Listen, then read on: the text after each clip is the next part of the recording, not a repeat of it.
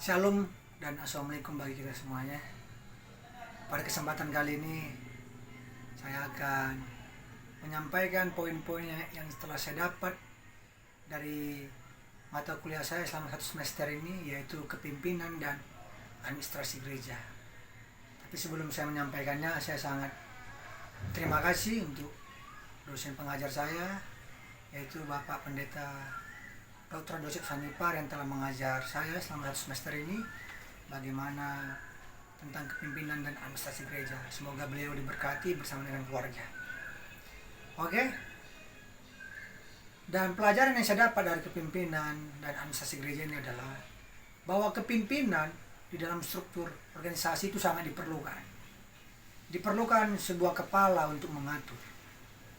Dan kepimpinan ini bukanlah suatu hal yang tidak Alkitabiah ya, tapi ini kita bisa lihat di dalam Alkitab, khususnya di Perjanjian Baru.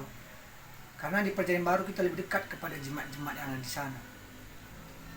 Kalau kita melihat bahwa setiap Paulus menginjil ke daerah-daerah lain, baik itu ke Korintus, Galatia, Efesus, Filipi, karena dia mendirikan gereja di sana, dia membuat suatu penatua-penatua, atau dalam bahasa Yunani adalah presbuteros, dan dia juga membuat penilik-penilik jemaat di situ.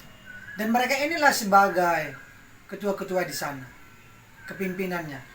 Jadi tugas kepimpinan itu dia akan melindungi domba-domba yang ada di jemaat itu, dan juga menolong mereka dalam bertumbuh dalam iman, terutama dalam ajaran sesat. Mereka akan melawan ajaran tersebut.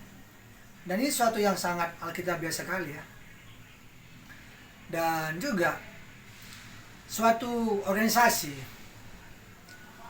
itu akan hancur kalau tidak ada strukturnya gitu, satu kelompok. Jadi sangat diperlukan namanya kepimpinan, dan itu administrasi gereja yang mencatat-catat setiap kegiatan yang berlangsung. Kemudian kita bisa melihat ciri-ciri kepimpinan itu seperti apa.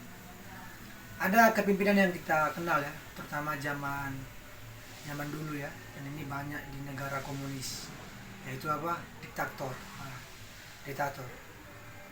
Kepimpinan ini, diktator ini kita tahu bahwa ya ini main sepihak saja. Apa yang dibilang pemimpin itu harus dilakukan tanpa ada diskusi dan pertimbangan. Dan ini kita bisa jumpai sekarang di militer ya. Setiap pelatihan tentara itu ada. Dan juga tegas. Kepemimpinan tegas.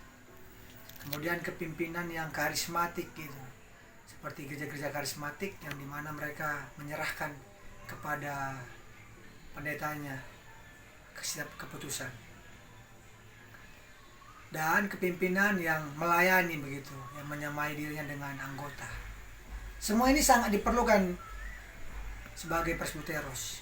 Jadi ketua juga atau kepimpinan itu, pemimpin, memerlukan juga namanya itu diktator. Karena itu sangat diperlukan. Karena dalam keadaan darurat itu sangat diperlukan. Dan itulah perlunya semua ini, jenis-jenis kepimpinan ini dipelajari. Sehingga nanti dapat menolong kita dalam nanti menjadi gembala begitu.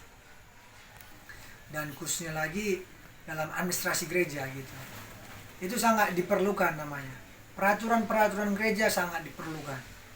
Apa-apa aja menjadi peraturan gereja, jemaat harus diberitahu supaya jemaat itu mengetahui peraturan-peraturan gereja, dan itu peraturan-peraturan itu harus bisa diambil melalui Alkitab dan berdoa begitu.